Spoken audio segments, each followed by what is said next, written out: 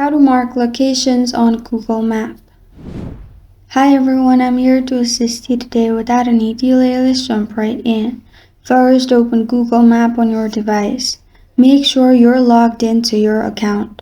After that, click on three lines at the top left corner of your screen in the map. In here, you will find Saved. Click on Saved, which is the second option. After that, click on Maps. In here, click on Create Map at the bottom. After that, you can search the place you want to mark by clicking on the search bar at the top. Search one name of the place, click on it, then at the bottom you'll find Add to Map.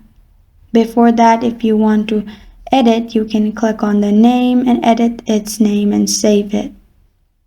After you have done that, to mark, click on Add to Map, which will mark the location. And if you want to add stop, what you can do is search for other location and then click on Add to Map again, which will mark locations in two different places.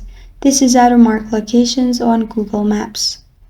Thank you for joining me today. If this video helps you out, please leave a like and subscribe for more. Got a question or want to suggest a topic? Comment below. Thank you for watching.